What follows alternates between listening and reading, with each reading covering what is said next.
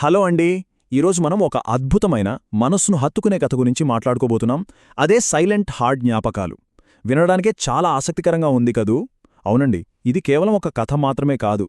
ప్రేమ, విరహం, ఎవరికీ చెప్పుకోలేని ఓ రకమైన ఆవేదనల చుట్టూ తిరిగే ఒక అందమైన ఇమోషనల్ జర్నీ. ఈ కథలో ప్రధాన పాత్ర పడే మానసిక సంఘర్షణలు రచయిత చాలా అద్భుతంగా ఒక సరళ రేఖలా కాకుండా జ్ఞాపకాల పొరల్లోంచి బయటకు తీశారు. అసలు కథ ఎక్కడ మొదలైంది, ఎటువైపు వెళ్తోంది, ఈ ఫీలింగ్స్ అన్నీ ఆ క్యారెక్టర్ని ఎలా వెంటాడుతున్నాయనేది ఇప్పుడు మనం లోతుగా విశ్లేషిద్దాం. రండి, ఈ కథలోని ఇమోషన్స్ను మనం కూడా ఫీలవుదాం. అసలీ కథ ఎలా మొదలవుతుందో తెలుసా? ఒక డీప్ మెలాంచెలిక్ మూడ్లో, అంటే ఓ భరించలేని విషాదంతో. ఇక్కడ ఈ వాక్యాలు చూడండి. చినుకు రాలినా కురిసినా రాత్రేదో కొత్తగా చదువుతోంది కన్నీటి వాన నా మునివేలు తాకి చదువుతోంది. ఎంత బాగుందో కదా ఈ లైన్.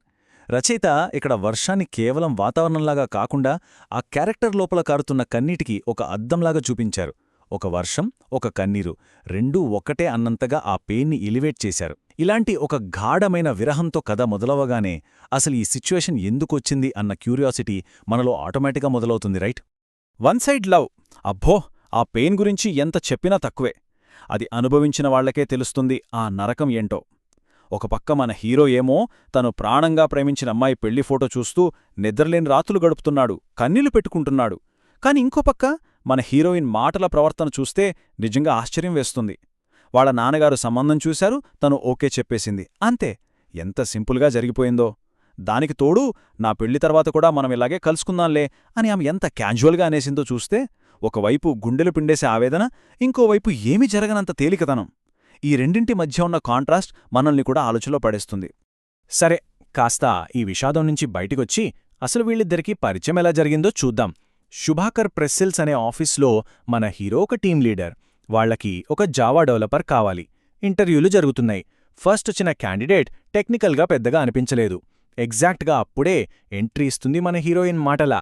ఆమె లోపలికి రావడం, ఆ పొడవాటి కనురెప్పలు, ఆ సింగరేణి యాస, అబ్బా, అన్నింటికీ మించి తను సమాధానాలు చెప్తున్నప్పుడు ఆ మొహంలో కనిపించిన కాన్ఫిడెన్స్, ఇవన్నీ చూసి మనోడు ఫ్లాట్ అయిపోయాడు.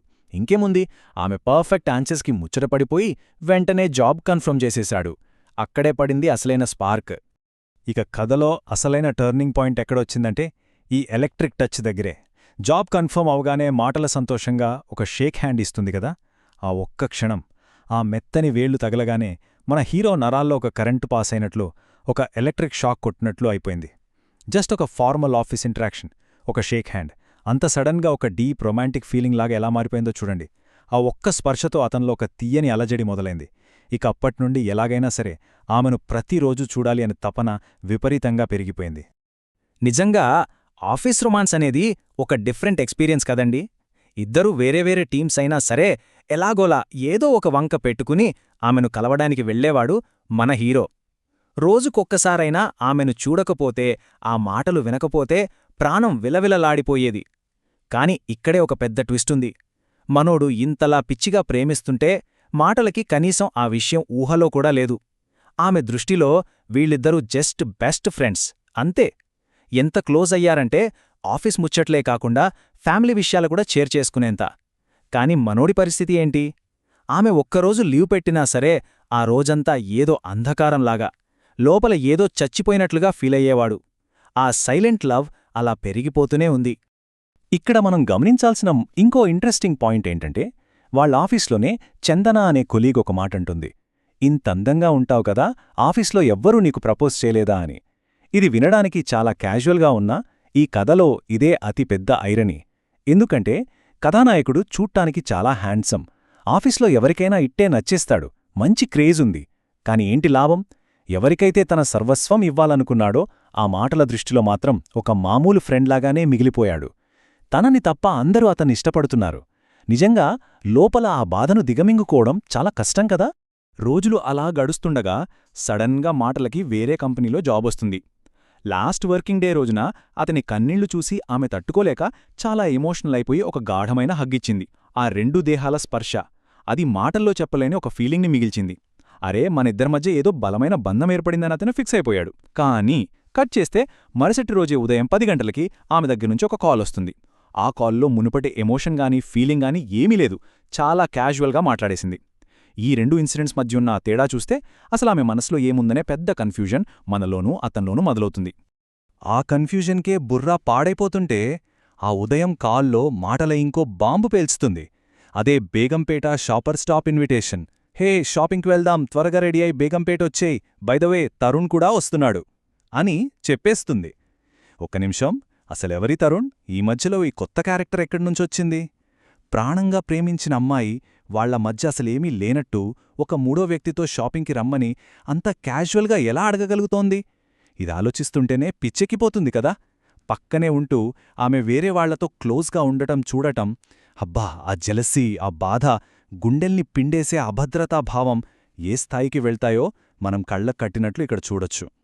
ఇక ఆ జెలసీతో అసలు ఏం జరుగుతోందో అర్థంకాని గందరగోళంతో అతను కార్ స్టార్ట్ చేసి బయలుదేరతాడు. అలా డ్రైవ్ చేస్తూ ఉండగానే మళ్లీ వర్షం మొదలవుతోంది. మీకు తెలుసా, కొన్ని జ్ఞాపకాలను మనం ఎంత మర్చిపోవాలనుకున్నా సరే అవి ఈ వర్షపు చినుకుల్లా మళ్లీ మళ్లీ వచ్చి మనసును తడుపుతూనే ఉంటాయి. ఆ వర్షంలో అలా కార్ డ్రైవ్ చేస్తుంటే అతని మైండ్లో ఒక ఫ్లాష్ బ్యాక్ రన్ అవుతోంది. గతంలో వాళ్ళిద్దరి బంధానికి అత్యంత కీలకమైన ఒక వర్షపు రోజు. ఆ రోజు జరిగిన సంఘటనలు ఒక ఉప్పెనలా అతని మనసును ముంచెత్తుతాయి. ఇంతకీ ఆ రోజు ఏం జరిగిందో తెలుసుకోవాలందా?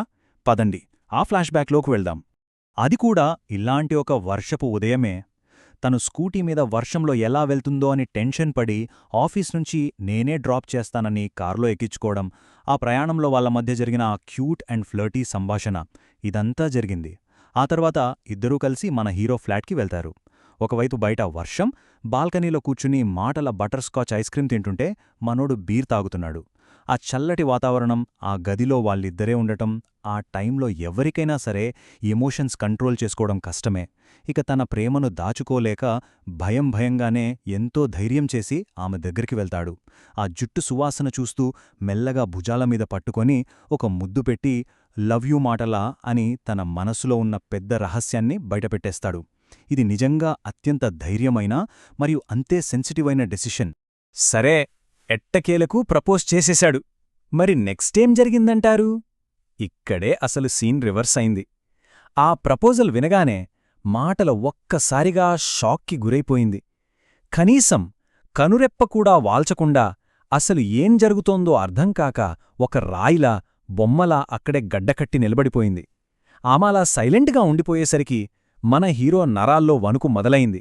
బాబోయ్, తను ఏమంటుందో, ఎక్కడ కోపగించుకుంటుందో, లేదా యొక్క మాటతో ఉన్న ఫ్రెండ్షిప్ కూడా కట్ చేసి ఎప్పటికీ దూరమైపోతుందో అని అతన్లో విపరీతమైన భయం, ఆందోళన స్టార్టయ్యాయి. ఒక అందమైన రొమాంటిక్ క్షణం కాస్త క్షణాల్లో ప్రాణాలు అరచేతిలో పెట్టుకునేంత భయానకంగా మారిపోయింది. ఆ టైంలో అక్కడున్న టెన్షన్కి నిజంగా మీటర్ బద్దలైపోవాల్సిందే. అవును, ఇంత జరిగింది కదా, మరి ఆ తర్వాత తనేం చేసింది?